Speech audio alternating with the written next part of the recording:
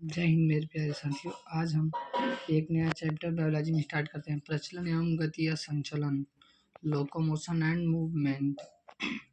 गति और गति के प्रकार, movement and types of movement.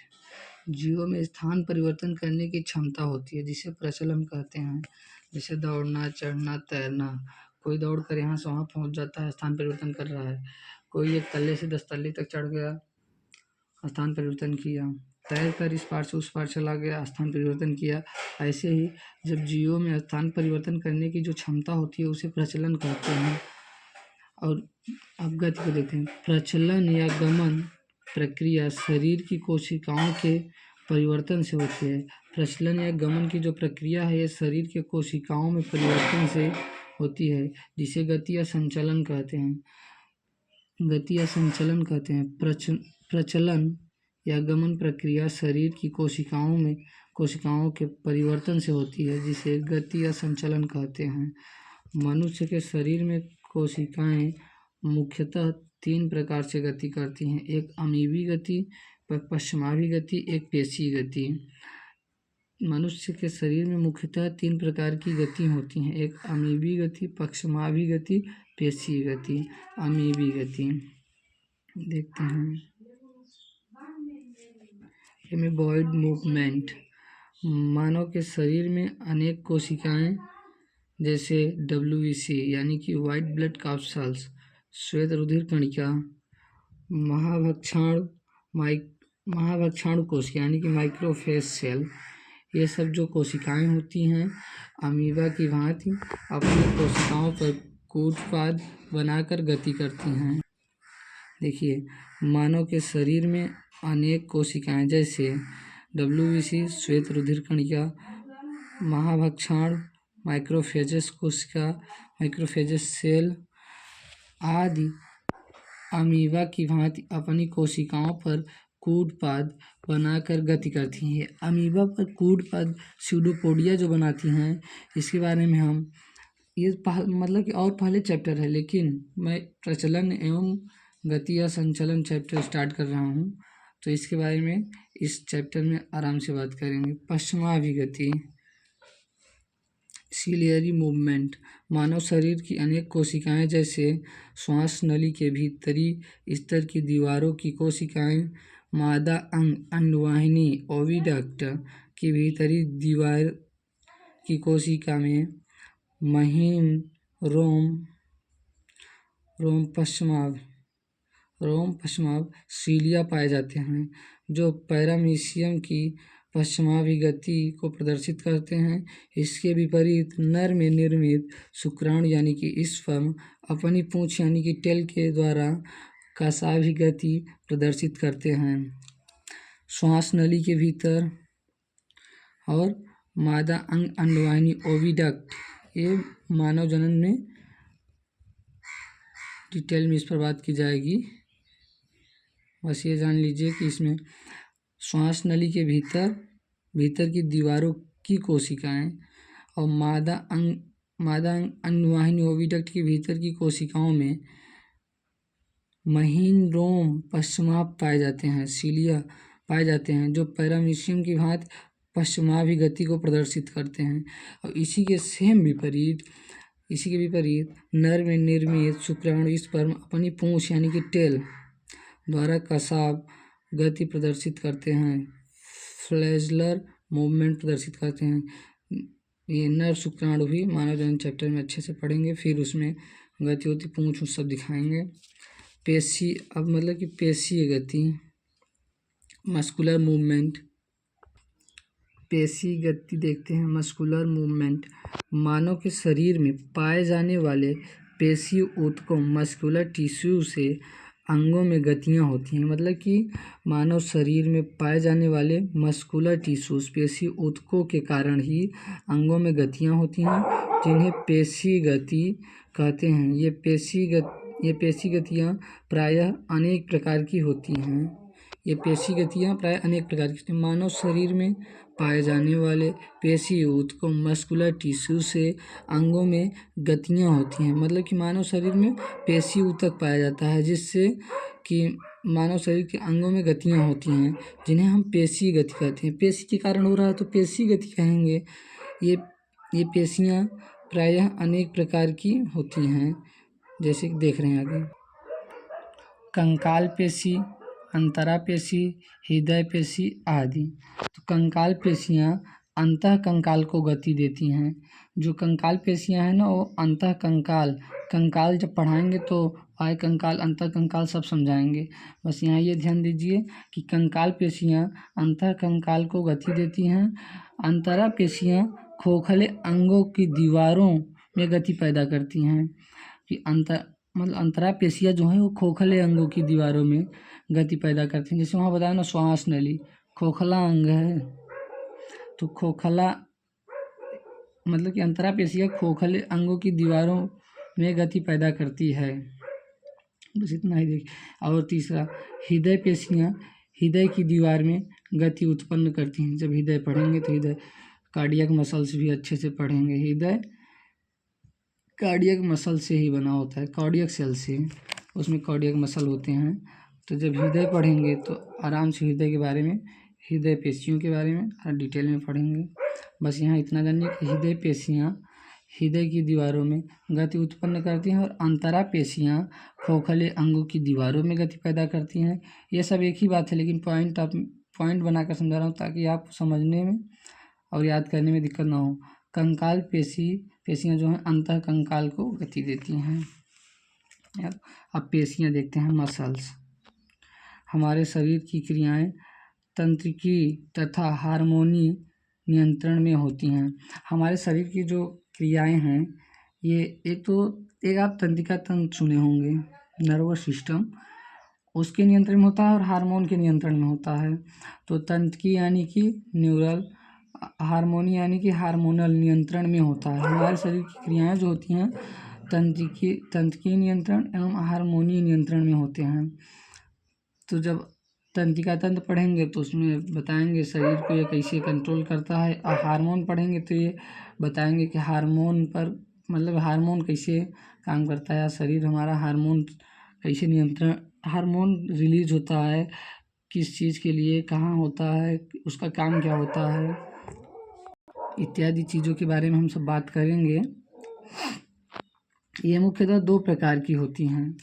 क्या? जो मतलब कि हमारे शरीर की क्रियाएं हैं और पहले तो तंत्रिका और हार्मोन के नियंत्रण में होती हैं, और 2 प्रकार की होती हैं, एक अनैच्छिक इनवॉलेंट्री, एक ऐच्छिक वॉलेंट्री। अनैच्छिक क्रियाएं जो होती हैं यह हमारी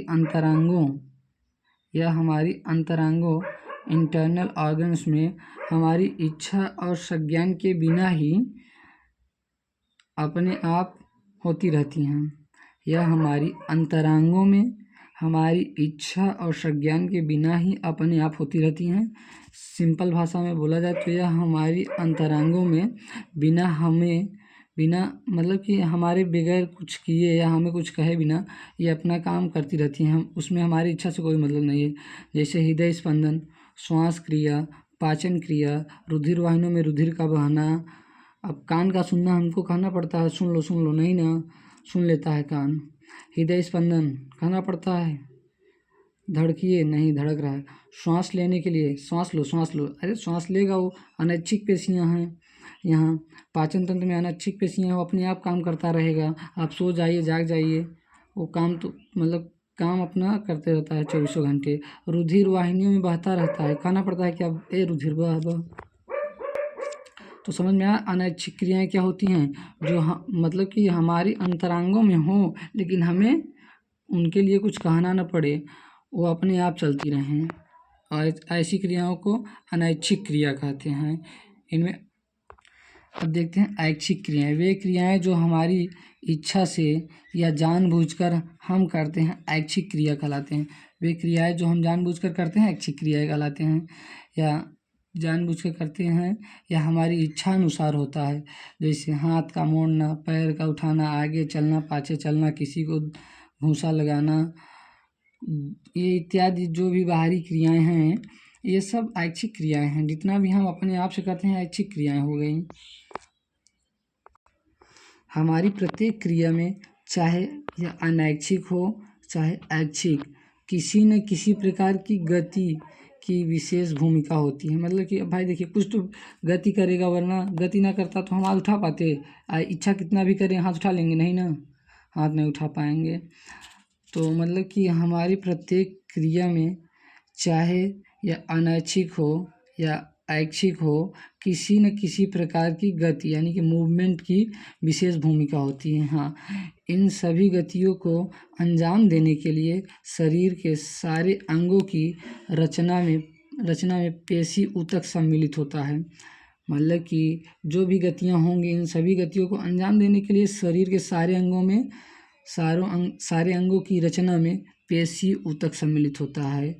मस्कुलर टिश्यू, ये भी आराम से विस्तार मस्कुलर टिश्यू पढ़ेंगे, फिर बताएंगे। हाँ, इतना जानिए कि शरीर में जो भी मतलब कि गतियाँ होती हैं, हमारे शरीर के अंगों में जो भी गतियाँ होती हैं, उनको अंजाम देने के लिए हमारे शरीर में मस्कुलर टिश्यू की रचना होती है।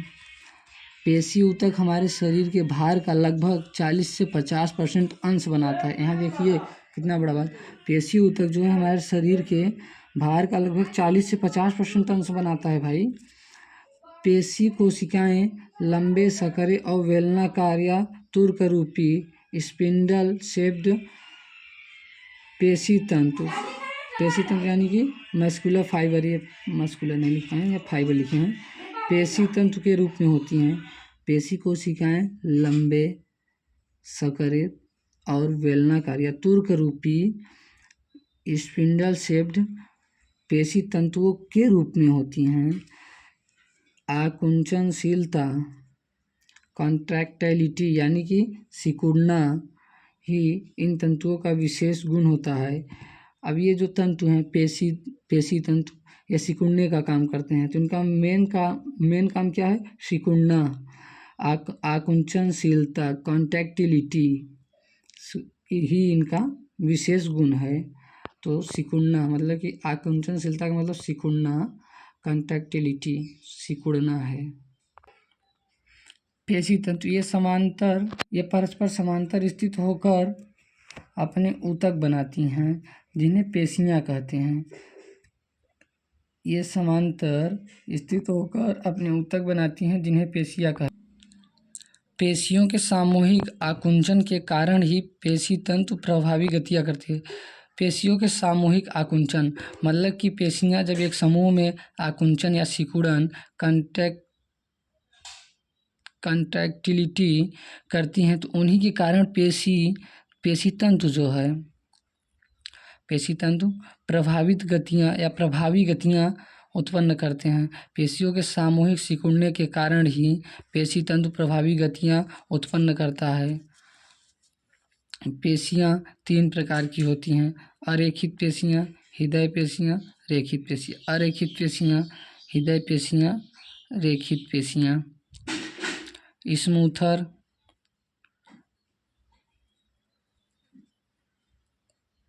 अनस्ट्रिप्टेड मसल्स,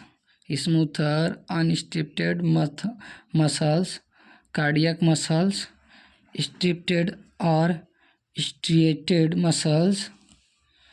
पेशी ऊतक के अंतर्गत तीनों प्रकार के पेशियों का अध्ययन किया जाता है। पेशी ऊतक के अंतर्गत तीनों प्रकार के पेशियों का अध्ययन किया जाता है: अरेखित पेशी का, हृदय पेशी का, रेखित पेशी का। तीनों का जो अध्ययन किया जाता है वो पेशी ऊतक जब पढ़ेंगे तो उसमें पढ़ लेंगे। पेशी ऊतक के अंतर्गत तीनों प्रकार के पेशियों का अध्ययन किया जाता है, लेकिन पेशी तंत्र मस्कुलर सिस्टम के अंतर्गत प्रायः रेखित पेशियों का अध्ययन किया जाता है। प्रायः रेखित पेशियों का अध्ययन पेशी तंत्र के अंतर्गत किया जाता है, लेकिन और इन अरेखित, हृदय रेखित पेशियों का अध्ययन पेशी ऊतक के अंतर्गत तीनों का किया जाता है। और पेशी तंत्र के अंतर्गत केवल रेखित पेशी का अध्ययन किया जाता है। इन पेशियों को कंकाल पेशी भी कहते हैं। तो कंकाल वगैरह स्टार्ट करेंगे तो उसमें पेशियाँ देख लेंगे। बाकी का कल देखते हैं, आज नहीं, बहुत हो गया इतना।